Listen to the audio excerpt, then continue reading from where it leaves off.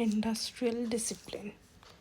Industrial discipline क्या होता है? जब हम किसी भी फील्ड ऑफ एक्टिविटी में एक ऑर्डर वे में चलते हैं, एक प्रॉपर मैनर में मूव करते हैं, तो उसको हम बोलते हैं that a person is working in discipline.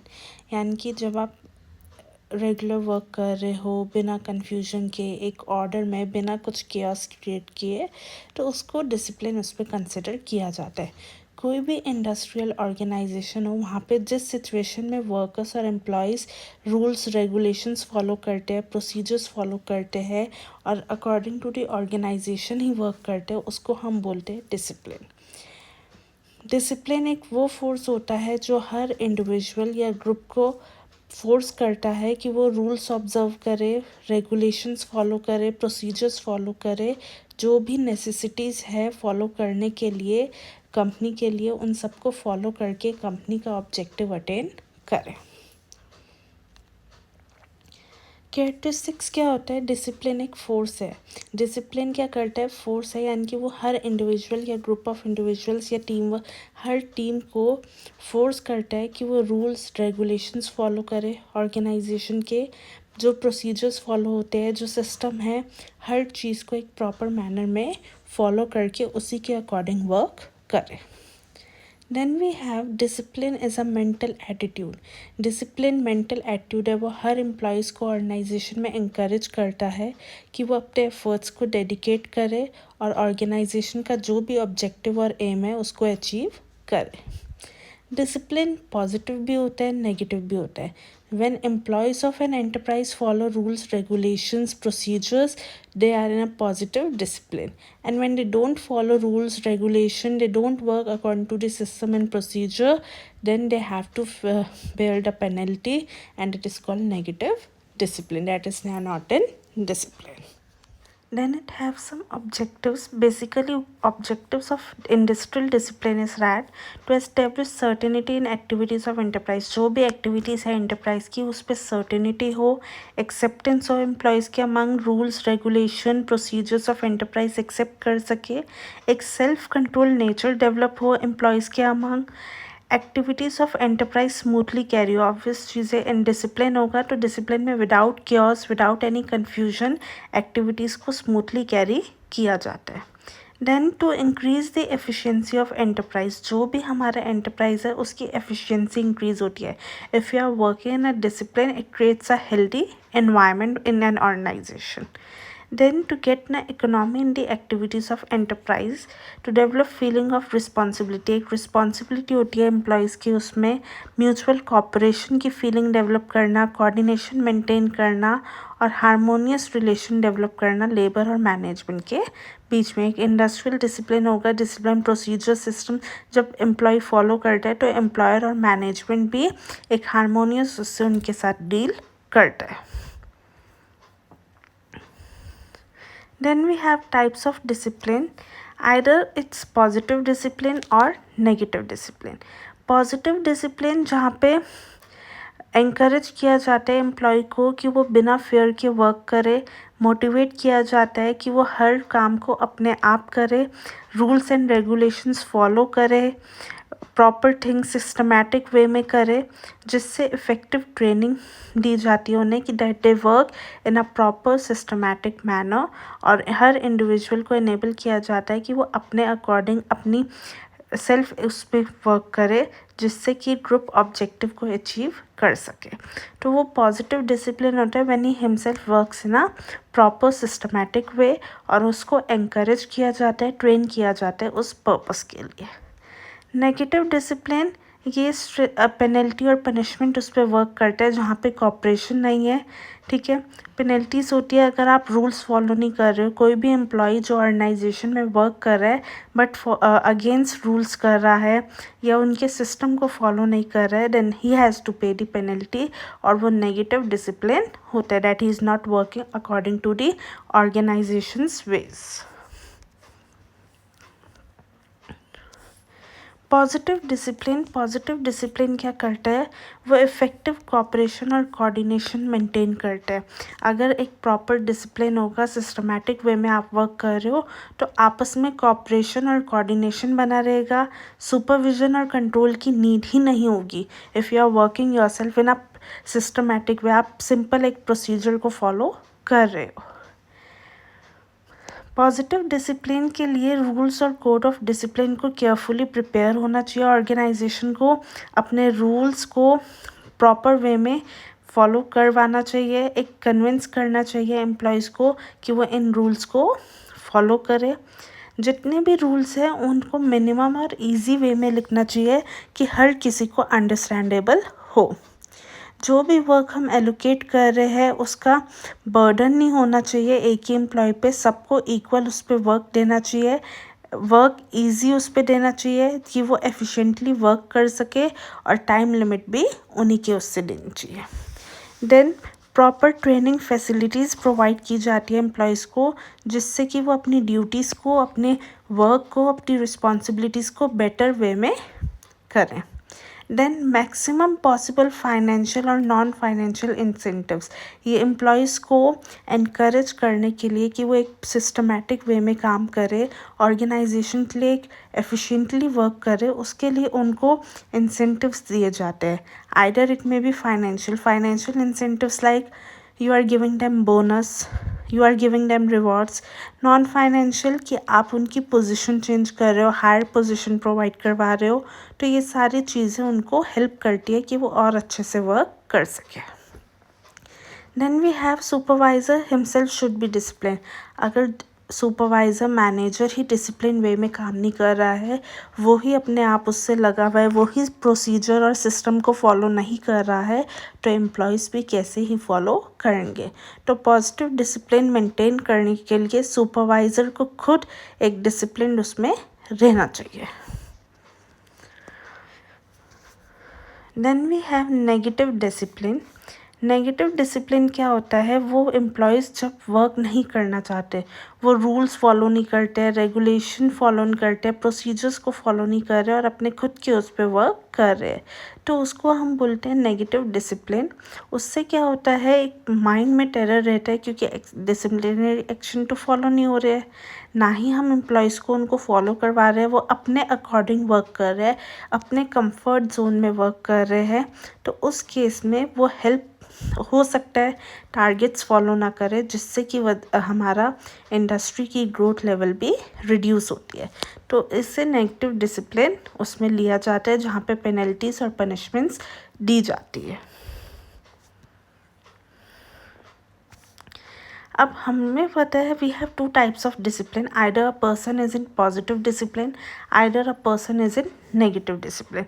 But कौन सा डिसिप्लिन बेटर है और ऑर्गेनाइजेशन में कौन सा डिसिप्लिन मेंटेन करना चाहिए। डिसिप्लिन एक वो थॉट होता है नेगेटिव सेंस में, क्योंकि क्वेश्चन होता है डिसिप्लिन मेंटेन करना। We think of punishment and penalties कि अगर हमने रूल्स फॉलो नहीं किए we have to be punished, but ये एक आउटडेटेड अप्रोच है।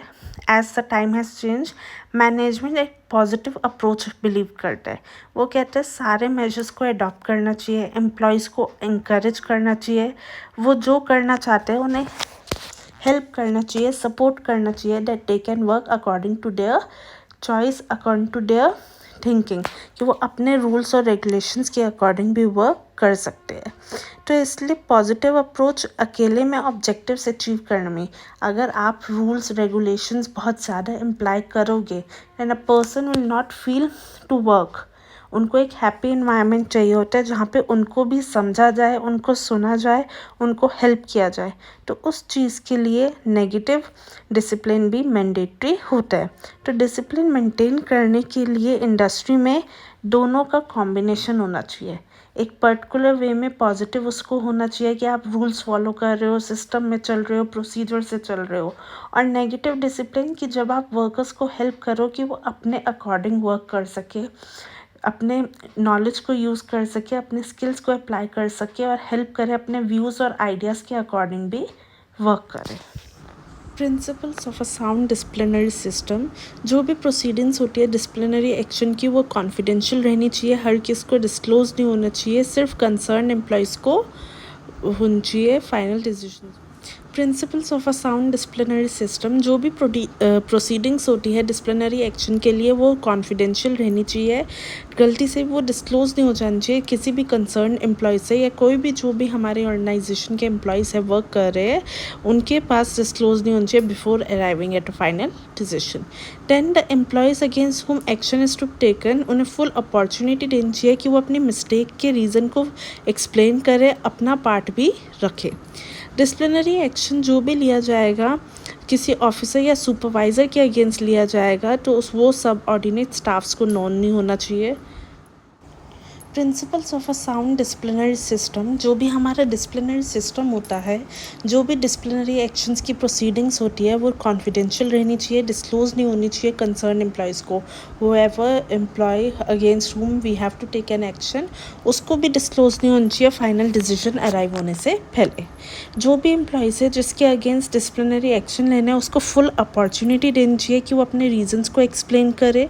अगर डिसिप्लिनरी एक्शन किसी ऑफिसर या सुपरवाइज़र के अगेंस्ट है तो वो सब ऑर्डिनेट स्टाफ को नहीं पता होना चाहिए, उनके उस पर कॉन्फिडेंशियल रहना चाहिए। रीज़न बिहाइंड, क्योंकि अगर जो भी सबऑर्डिनेट्स होंगे उन्हें पता चल रहा है कि ऑफिसर भी अनडिसिप्लिन उसमें हुआ है तो वो उसकी रिस्पेक्ट करनी अवॉइड करेंगे।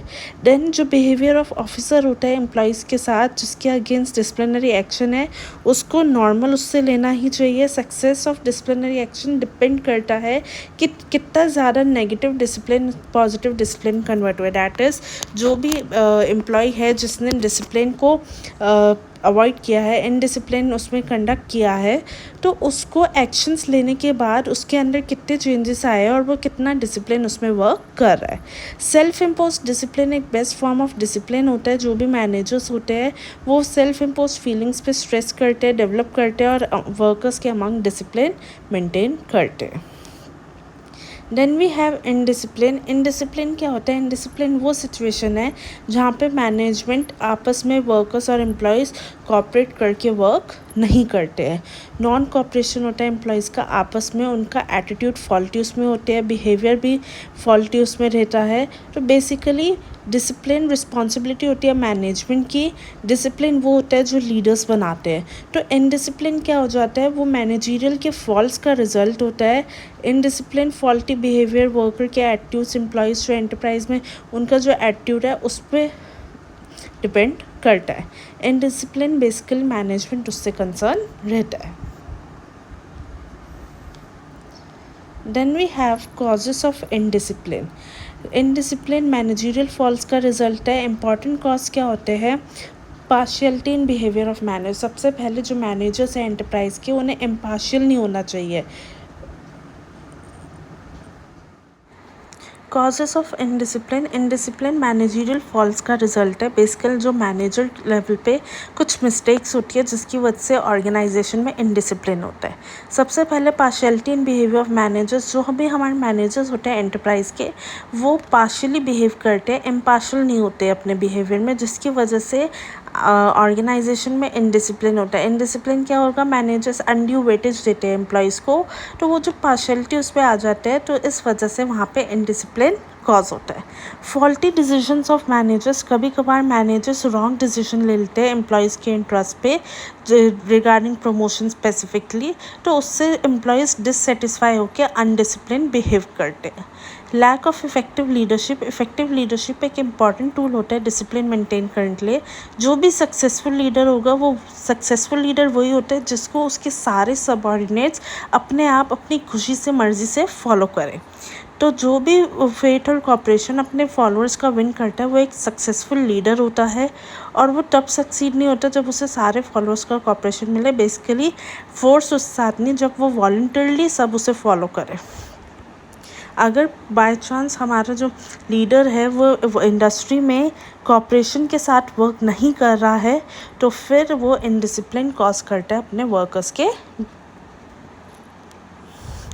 Then we have defective supervision. Supervisor एक इमीडिएट बॉस होता है इंडस्ट्रियल एंटरप्राइज का। जो भी वर्कर्स है उन्हें सुपरवाइज़र के साथ डील करना पड़ता है रिगार्डिंग देयर प्रॉब्लम्स। अगर सुपरविजन ही डिफेक्टिव होगा, behaviour of supervisor he proper नहीं होगा, तो वो बहुत सी प्रॉब्लम्स क्रिएट करता है और इनडिसिप्लिन कॉज करता है।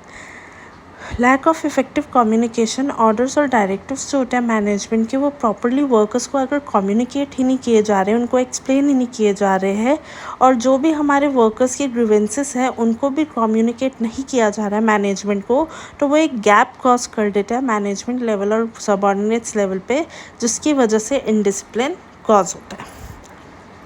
Ignorance of labour problems, discipline एक आउटकम होता है वर्कर्स के एटीट्यूड का। मैनेजर्स को एडकेट अटेंशन दिया जाए तभी वो डिसिप्लिन वे में वर्क करते हैं।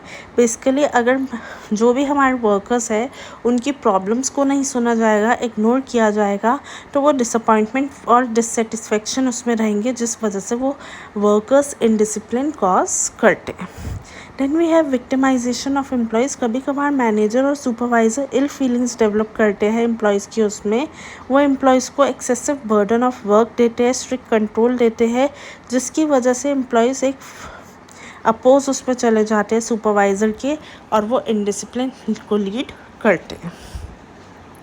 Lack of well defined code of discipline, rules regulation system practices जितनी भी हमें फॉलो करनी है वो सब स्पेसिफिक होनी चाहिए, क्लियर होनी चाहिए हर ऑर्गेनाइजेशन में, जिससे कि एम्प्लॉयज़ को जब डायरेक्ट और गाइड किया जाए प्रॉपर वे में कि वो हर चीज़ को फॉलो करे। कोड ऑफ डिसिप्लिन को कम्युनिकेट करना चाहिए सारे एम्प्लॉयज़ को क्लियरली, फुल कॉपरेशन और अचीवमेंट उस पर कि वो ऑब्जेक्टिव्स को अचीव करने के लिए वर्क करे। अगर well defined code of discipline नहीं दिया जाएगा, होगा ही नहीं, तो वो इनडिसिप्लिन कॉज करता है। बाकी कुछ अदर कॉजेज़ होते हैं, लैक ऑफ रिक्वायर्ड एबिलिटी, जो हमारे एम्प्लॉयज़ के बीच में एबिलिटी ही नहीं है जो उसको चाहिए, प्रॉपर ट्रेनिंग फैसिलिटीज़ नहीं है, वर्क उसे इम्प्रॉपर वर्क दिया गया है, उसका एप्टीट्यूड नहीं है उस लेवल का, या फिर इकोनॉमिक कंडीशन ऑफ एम्प्लॉयज़ भी अच्छे उस पर नहीं है, तो ये सारी चीज़ें भी इनडिसिप्लिन कॉज करती हैं। Then we have code of discipline. Discipline labour force एक बहुत वैल्यूएबल एसेट होता है कंट्री का, जिसके एब्सेंस में industrial progress of country possible ही नहीं होता है। अगर हमारे एंटरप्राइज एक डिसिप्लिन वे में वर्क करता है, डिसिप्लिन हर लेवल पे मेंटेन होता है, तो वो लेबर और मैनेजमेंट के बीच में कोऑपरेशन मेंटेन करता है, कोऑपरेशन के साथ साथ वो सक्सेसफुल उस पर जाता है। जो भी एम्प्लॉयज़ होते हैं एंटरप्राइज के, if they are discipline, they will contribute their efforts, they will make sure that they achieve the objectives of their enterprise. तो ये second 5 year plan of our country में इसको रिकग्नाइज़ किया गया था। जो इम्पोर्टेंस होती है डिसिप्लिन की वो वेरियस पेयर्स पे होती है और रिकग्नाइज़ की जाती है, उसको एडॉप्ट किया जाता है, जिससे कि इनडिसिप्लिन को रिमूव किया जाए। डिसिप्लिन हर लेवल पे मेंटेन होता है। Code of discipline was ratified eight meeting of सब कमिटीज़। सब कमिटी मीटिंग में उसको रेटिफाई किया गया था 1958 में, फाइनली अप्रूव किया गया था लेबर कॉन्फ्रेंस में जो 1958 में थी, और वो ऑपरेशन में 1 जून 1958 से आ गई थी। कोड ऑफ डिसिप्लिन जो है एक बिग एंटरप्राइज के लिए प्रिपेयर किया जाता है और दोनों पब्लिक और प्राइवेट सेक्टर एंटरप्राइजेस पे अप्लाई होता है। उस पर क्या होता है, जितने भी असाइंड वर्क होते हैं बेस्ट ऑफ वंस एफिशिएंसी उसको डिस्चार्ज किया जाता है, फॉलो किया जाता है ऑर्डर्स और इंस्ट्रक्शंस को जो भी फोरमैन, सुपरवाइज़र और मैनेजर देता है। To work in a team spirit, team के साथ वर्क किया जाए, प्रॉपर रिकॉर्ड्स मेंटेन किए जाए एंटरप्राइज के, बिना प्रायर नोटिस दिए एब्सेंट नहीं होना चाहिए। We need to cooperate with others and to get cooperation from them. दूसरों के साथ कोऑपरेट भी करना चाहिए, उनसे कोऑपरेशन भी लेना चाहिए, एक्सपेक्ट करना चाहिए। रूल्स को अच्छे से फॉलो करना चाहिए, जो भी सेफ्टी रूल्स है, सिक्योरिटी रूल्स है, उसके अलावा जो लॉज है उन सबको फॉलो करना चाहिए। प्रोहिबिटेड एरियाज पे स्मोक नहीं करना चाहिए, कोई लॉस ऑफ एसेट नहीं होना चाहिए, कोई इमोरल एक्टिविटी या फिर कोई भी सेटलमेंट ऑफ ग्रीवेंस को फॉलो करना चाहिए, और इन स्ट्राइक और लॉकआउट्स को इन्वॉल्व नहीं करना चाहिए। तो अगर आप इन सब चीज़ों को, रूल्स को फॉलो करो, then you maintain that code of discipline. Code of discipline के कुछ फीचर्स होते हैं। सबसे पहले कोई स्ट्राइक और लॉकआउट नहीं होनी चाहिए इंडस्ट्री में बिना प्रॉपर और प्रायर नोटिस के।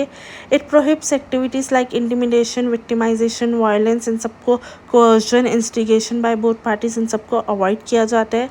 कोई भी वन साइडेड डिसीजन को किसी भी पार्टी में नहीं फोर्स किया जाता है। स्लो टैक्टिक्स को अडॉप्ट नहीं किया जाता है। जो भी एसेट होता है इंडस्ट्रियल एंटरप्राइज का, उसको डैमेज नहीं किया जाता है, make sure that they are not damage.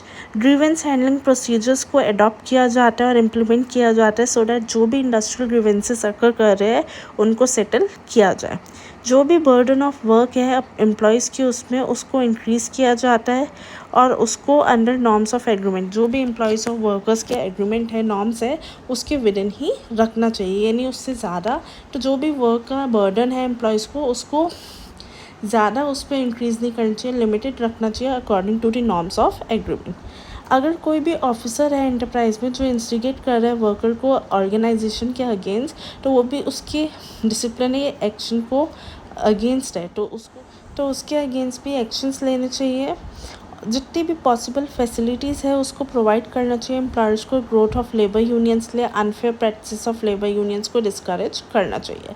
Workers should not indulge in labour unions activities during working hours के टाइम पे लेबर यूनियन एक्टिविटीज़ नहीं होनी चाहिए, कोई एग्रीमेंट नहीं होनी चाहिए एम्प्लॉयर और वर्कर्स के बीच में जो भी हमारे इंडस्ट्रियल पीस और डेवलपमेंट को चैलेंज करे, उसके अगेंस्ट हो। जितने भी डिसीजंस एंड एग्रीमेंट्स हैं लेबर यूनियंस के उनको फॉलो करना चाहिए सारे एम्प्लॉयज़ को, और कोई भी एम्प्लॉय अगर गिल्टी है उस लॉ को वायलेट करने के लिए डिसीजंस को, तो उसके अगेंस्ट प्रॉम्प्ट एक्शंस लेने चाहिए।